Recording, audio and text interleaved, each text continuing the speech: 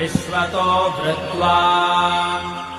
అయ్యప్ప పవిత్ర పాదస్పర్శ వల్ల మహిషముఖి శరీరం నుండి విడుదలై శాప విమోచనం పొందింది లీలావతి.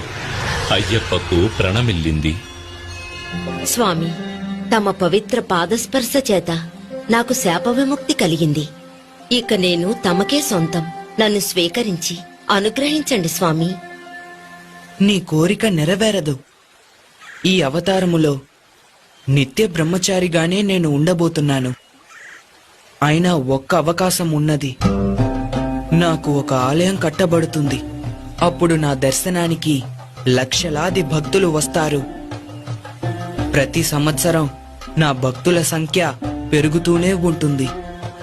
ప్రతి సంవత్సరం కొత్తగా భక్తులు నన్ను మొదటిసారి దర్శించడానికి వస్తారు.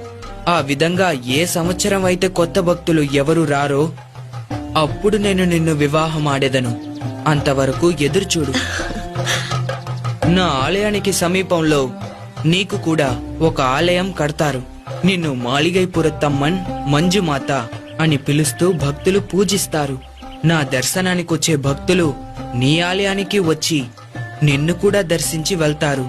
నాకు సమీపంలోనే ఉన్న నువ్వు ఏ సంవత్సరం కొత్త భక్తులు ఎవరూ నన్ను దర్శించుకోవడానికి రాలేదో తెలుసుకోవచ్చు. అంతవరకు వేచి ఉండు. తమ చిత్తం ఇదే అయితే నా భాగ్యం కూడా ఇదే. తమకు సమీపంలో నాకు ఓ ఆలయం కట్టించి నన్ను కూడా భక్తులు దర్శిస్తారని గౌరవాన్ని కల్పించిన దేవా, మీకు ప్రణామాలు.